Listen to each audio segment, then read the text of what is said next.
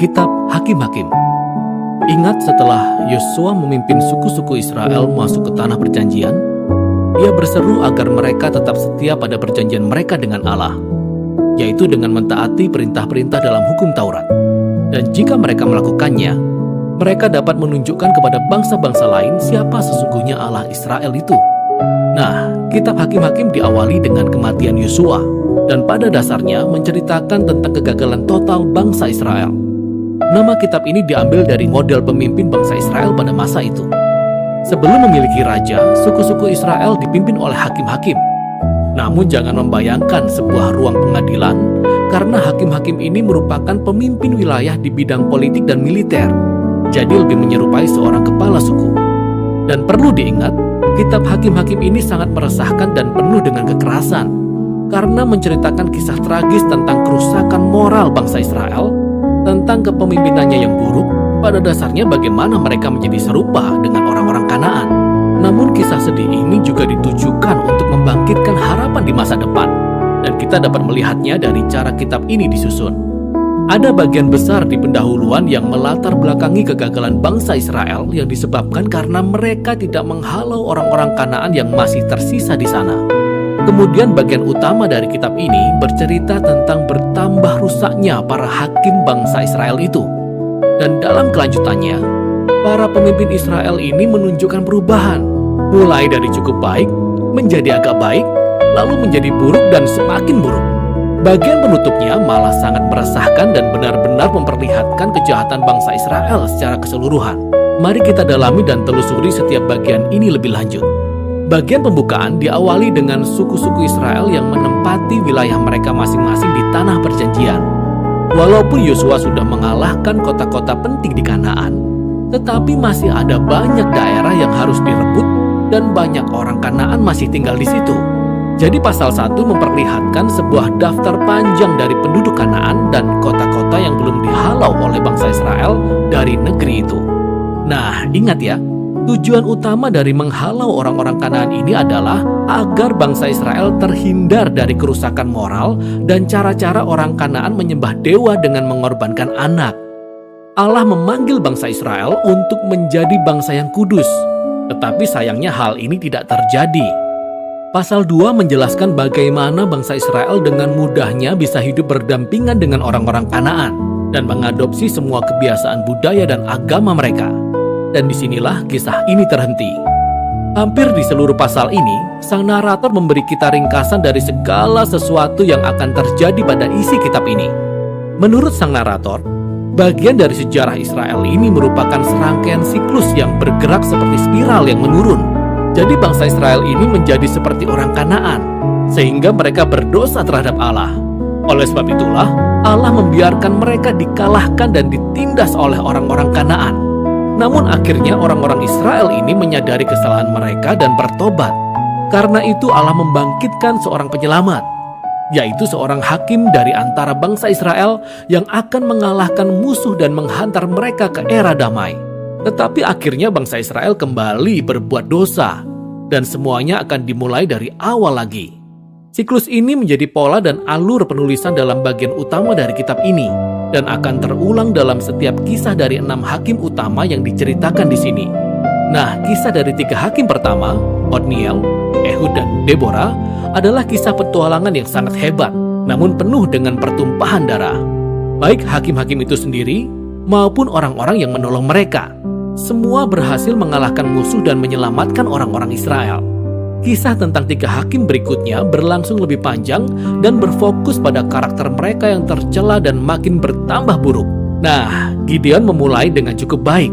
Meskipun awalnya ia seorang pengecut, tapi akhirnya ia percaya bahwa Allah sanggup menyelamatkan bangsa Israel melalui dirinya.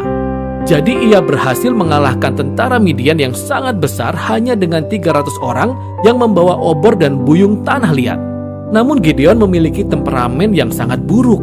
Ia membunuh sesama orang Israel yang tidak mau membantu dia dalam peperangan. Dari sinilah semuanya menjadi semakin buruk. Gideon kemudian membuat patung berhala dari emas yang ia jarah dalam peperangan. Dan setelah ia mati, seluruh bangsa Israel menyembah patung itu sebagai Allah mereka. Lalu siklus pun dimulai lagi dari awal. Hakim utama berikutnya adalah Yefta, seorang perampok kejam yang tinggal di perbukitan. Ketika keadaan bangsa Israel sudah sedemikian buruknya, para tua-tua Israel datang kepadanya memohon bantuan. Nah, Yefta adalah seorang pemimpin yang sangat hebat. Ia memenangkan banyak peperangan melawan orang Amon. Namun sayangnya, ia tidak mengenal Allah bangsa Israel.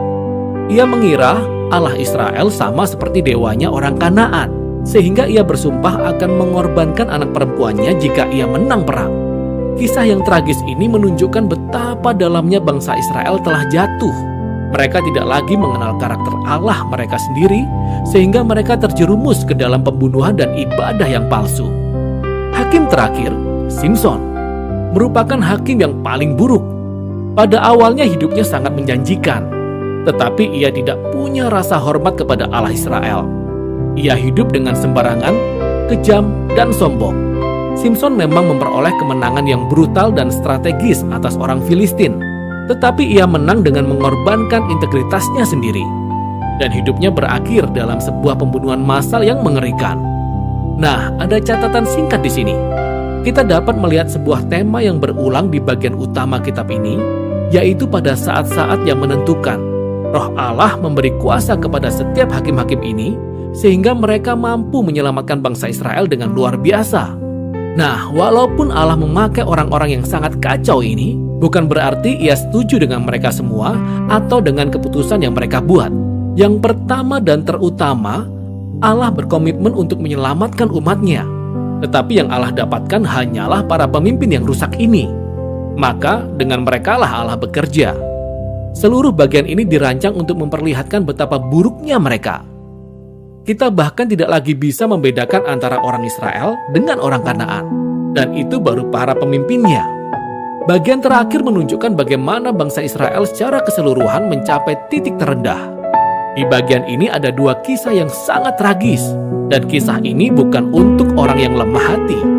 Kisah ini disusun dengan kalimat penting yang diulang sebanyak 4 kali di akhir kitab ini. Pada zaman itu, tidak ada raja di antara orang Israel. Dan setiap orang berbuat apa yang benar menurut pandangannya sendiri. Kisah pertama menceritakan tentang seorang Israel bernama Mika yang membangun kuil khusus untuk penyembahan berhala. Kuil ini kemudian dijarah oleh pasukan khusus yang dikirim oleh suku Dan. Mereka datang dan merampas segalanya, kemudian mereka pergi membakar habis kota Lais yang aman dan tentram, serta membunuh semua penduduknya. Kisah yang sungguh mengerikan. Ketika bangsa Israel melupakan Allah mereka, maka orang yang paling kuatlah yang berkuasa. Kisah terakhir dalam kitab ini bahkan lebih buruk lagi, yaitu tentang pelecehan seksual dan kekerasan yang berakhir dengan perang saudara yang pertama di Israel. Kisah ini benar-benar sangat meresahkan, dan memang itulah tujuannya. Kisah ini ditujukan sebagai suatu peringatan. Kejatuhan bangsa Israel ke dalam kehancuran merupakan akibat mereka berpaling dari Allah yang mengasihi dan menyelamatkan mereka dari perbudakan di Mesir. Dan sekarang bangsa Israel perlu diselamatkan kembali dari kejahatan mereka sendiri. Satu-satunya harapan dalam kisah ini dapat ditemukan dalam satu kalimat yang diulang-ulang pada bagian akhir kitab ini. Sebenarnya ini merupakan kalimat terakhir dalam kisah ini. Tidak ada raja di antara orang Israel. Kalimat ini melandasi kitab berikutnya yang menceritakan tentang asal-usul keluarga Raja Daud, yakni kitab Rut, dan juga asal-usul kerajaan Israel, yakni kitab 1 Samuel. Namun kisah hakim-hakim ini memiliki nilai tersendiri sebagai sebuah tragedi. Kisah ini memberi penjelasan yang dalam tentang kondisi manusia dan pada akhirnya menunjukkan betapa perlunya kasih karunia Allah untuk mengutus seorang raja yang akan menyelamatkan umatnya. Dan itulah kitab Hakim-Hakim.